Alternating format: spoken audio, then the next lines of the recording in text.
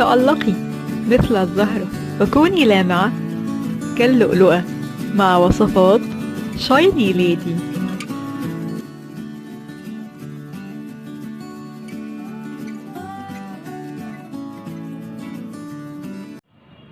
السلام عليكم ورحمة الله وبركاته. أهلا بكم يا بنات في قناة شايني ليدي. لو أول مرة تزوري قناتي يا ريت تعملي سبسكرايب وتفعلي زر الجرس على الكل عشان يوصلك مني كل جديد. ولو عجبك الفيديو إن شاء الله بإذن الله كده تعملي لي لايك عشان تشجعيني أعملك فيديوهات أكتر وأكتر، والفيديو أكتر عدد من الناس إن شاء الله تشوفه وتستفاد بإذن الله. النهاردة يا بنات هعمل لكم وصفة جميلة، وصفة نقول عليها بتبيض المناطق الغامقة. ممكن تحطيها تحت الإبط، منطقة البكيني، ممكن تحطيها على الركب، على الأكواع، بتبيض أي منطقة غامقة عندك، وفي نفس الوقت بتفتح وبتعطي ريحة حلوة. ليه؟ عشان فيها البطل بتاعنا النهاردة زيت الياسمين. زيت الياسمين ده يا بنات فعال جدا في التبييض، وكمان بيعتبر مطهر عشان بيحتوي على حمض البنزويك اللي بيعمل على تعطير المناطق الحساسة، وقلنا بيعطي كمان ملمس ناعم، بيرطب جدا وبيعطي ملمس ناعم، وكمان بيفتح. هنكمل بقية فوائد الوصفة يا بنات احنا بنعملها. دي في الطبق ده يا بنات، في البولة دي حاطة معلقة فازلين يا بنات، رهيب جدا في التفتيح والتبييض، بيبيض بشكل فظيع جدا الفازلين ده. كمان بيعمل ايه تاني؟ يعني بصي يا بنات، في فترة قصيرة جدا لو استعملتيه خلال مثلا بعد 3 ايام من استعمالك، والله يا بنات عن تجربة بيفتح المناطق الغامقة. هو ده الفازلين. وهنحط عليه كمان معلقة من زيت الياسمين كده، معلقة من زيت الياسمين.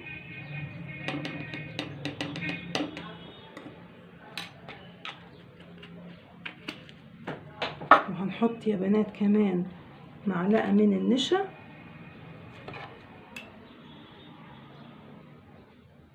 معلقة كبيرة كده من النشا. ادي معلقة، نحط عليها حبة كمان، حطينا النشا.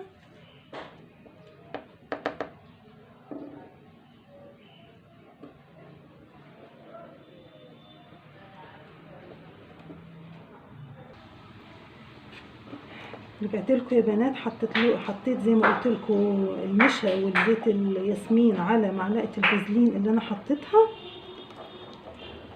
بالطريقة دي يا بنات، ونمزجهم كده. والله يا بنات ريحتها روعة. وهنحط كمان ايه يا بنات؟ معلقة من بودرة التلج. بودرة التلج بتعمل على انها بتحميكي من التسلخات، وكمان لو في احتكاك ما بين الفخدين كمان او اسمرار بتعالجه، وكمان بتعطي رائحة حلوة.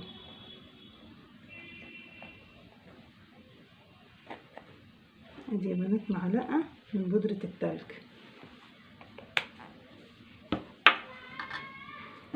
وهنقلب كده. لو لقينا يا بنات الخليط يعني تقيل شوية، هنضيف عليهم ايه؟ هنضيف عليهم معلقة من مية الورد كده يا بنات، معلقة يعني صغننة كده. وبرده مية الورد ليها برده فوائد يا بنات، بتفتح وبترطب وجميلة جدا للبشرة يعني.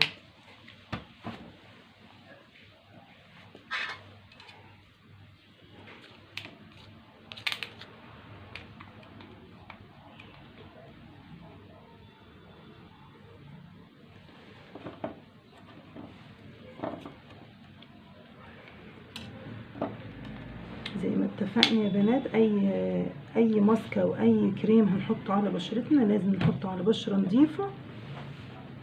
والوصفة دي قلت لكم يا بنات تنفع لاي مناطق غامقة عندنا. والله يا بنات عن تجربة الفازلين فعلا يعني بيفتح بشكل سريع وفي فترة زمنية قصيرة جدا.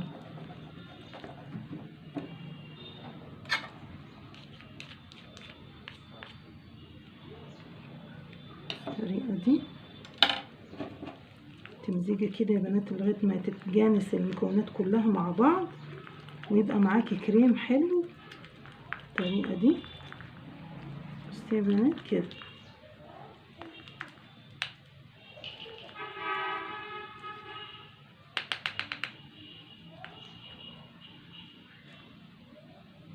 ممكن نضيف حبة النشا اللي معانا عشان مية الورد اعمل شوية كده نضيف حبة النشا ونقلب كده هيبقى معانا يا بنات كريم والله ريحته جميلة عشان زيت الياسمين الحلو اللي احنا حطيناه اللي هيفتح لنا وهيدينا ريحة حلوة وبيعتبر يا بنات كمان مطهر. بالطريقة دي يا بنات واي عبوة فاضية عندك زي كده تحطي فيها الخليط الحلو اللي احنا عملناه كده.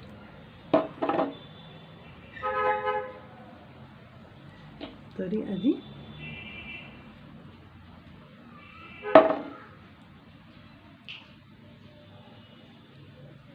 ينفع يا بنات تحطيه على بشرتك قبل ما تنامي، ينفع تحطيه زي ما قلتلك تحت الابط، ممكن على منطقة البكين المناطق الحساسة، ممكن كمان على الركب على الاكواع، اي حتة انت عايزة تفتحيها.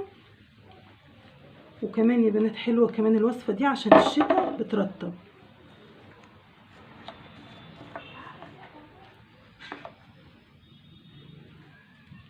الطريقة دي يا بنات